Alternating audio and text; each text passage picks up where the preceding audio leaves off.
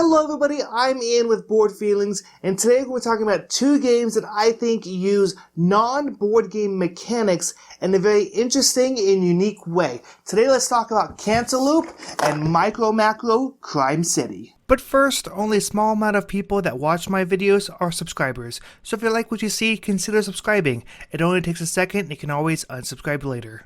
So let's go and start by talking about Cantaloop. In Cantaloop, you are a criminal attempting to gather his crew together to get ready to pull off the biggest heist of your life. But what is the non-board game mechanic that exists in Cantaloop that I enjoy so much? Well, Cantaloop is essentially a point-and-click adventure, kind of like Monkey Island. So the game is built like a book, where you're going to go to a location, and then you're going to see all these letters and numbers showing different items that you can interact with. You can take your magnifying glass and line it up with different items to reveal a 4-digit number-letter combination, which then you can use to look on the opposing page and use this decoder to see what you learned about it. Sometimes you learn nothing interesting and it just tells you a little bit more about that specific item, and sometimes it actually will give you something new to add to your inventory. So let's say I was exploring this location and I happen to find a broom, which is not something you find in this area at all, so no spoilers here. You can then take the magnifying glass, combine it with the broom, and then it'll give you another 4-letter number combination to then look up into this pamphlet and learn a little bit more about the broom. But not only do you learn more about items, sometimes you can take two items and combine them together. So for example, here I have dental floss and a broom. Combine them together, maybe nothing will happen. Maybe that 4-digit combination does not exist in this pamphlet. Or maybe it does. Maybe it gives you a special extra item. Maybe with dental floss and a broom you make like a bow and arrow, which you can't. That's not in the game. But the point is you're going to be finding and combining different items to be used throughout your adventure to then further the progression of the story. But what makes Cantaloop so amazing is that sometimes the combined items give you a humorous result. For example, at one point during the game, I did something that was probably a little dangerous and would have gotten a normal person killed. But what do you know, it actually told me to get a new card because I did that. I pulled out the card, and what was it? An achievement that called me an idiot. It basically said that by combining those two items, first of all, you weren't supposed to do that. But second of all, by doing so, you did something stupid and you were punished for it. Now granted, it doesn't actually have you do it, it doesn't punish you in any way, it just gives you that achievement.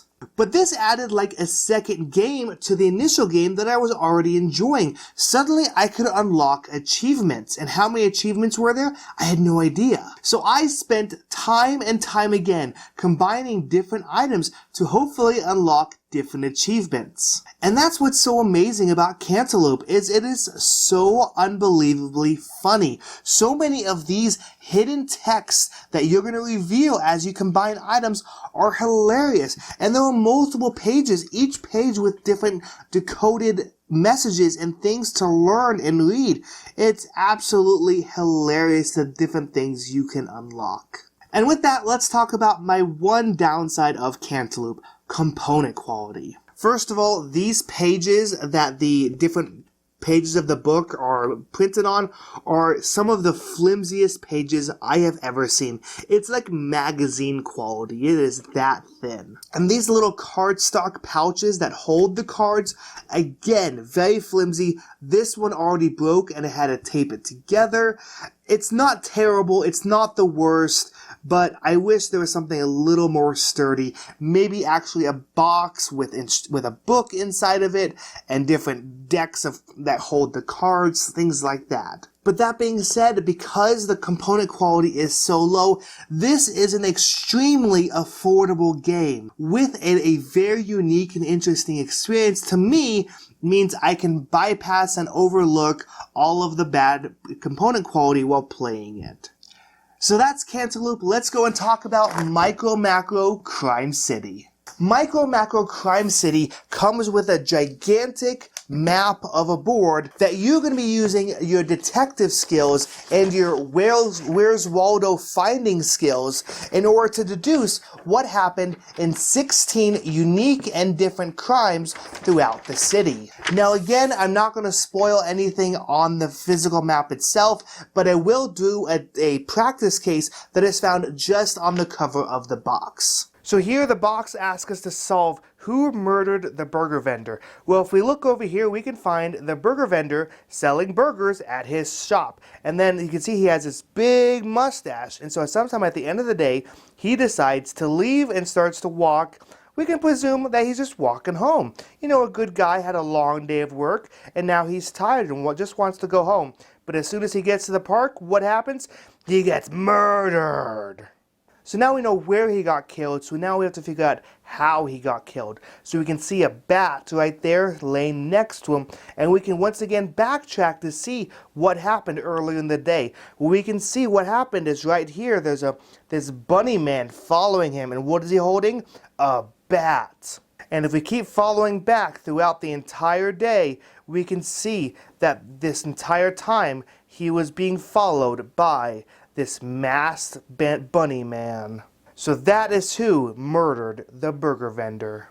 So that's what's so interesting about MicroMacro Crime City. It's like this Where's Waldo, or Where's Wally if you're not in the United States, game where you're just looking at the map and trying to follow along with what happened in the story. Because the map is not a single point in time. Instead, it shows different points throughout the entire story. So you're finding these people as they move throughout the city to then hopefully solve the crime. And I can't tell you how exciting it is to find different things related to your case, especially when they span the entire edges of the map. There's one case where the criminals are eventually evading and trying to escape the city, and you gotta find out how they actually escaped. And so you're sitting there following them as they run and they drive and they get on the subway and they take all these different modes of transportation, and you're just trying to find out how they eventually leave the city. But not only is this map filled with all of these wonderful cases, it is also filled with a lot of little stories that mean absolutely nothing to your cases. So you're sitting here trying to find a murderer, and then you notice a sniper on a roof, or a bunch of kids robbing an elderly person. And they have nothing to do with your case, but it allows you to point out little funny stories throughout this entire map.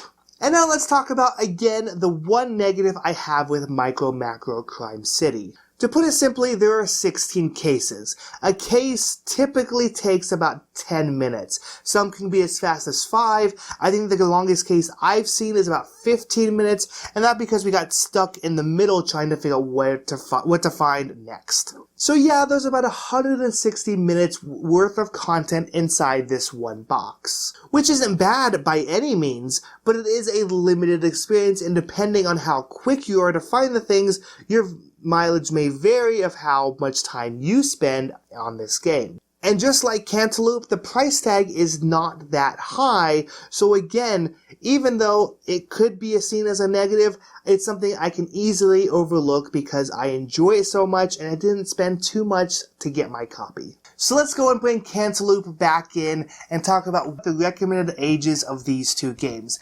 Cantaloop, it says it is for 16 plus, and MicroMacro Crime City labels at 8 plus. Honestly, I disagree with both of these for the exact opposite reason. Cantaloop does have one bit of storyline that is maybe PG-13. That does get a little risque, but just in a item that you find. And then a little bit how you interact with that item. So it's not explicit in what it is, but it is a little adult in that sense.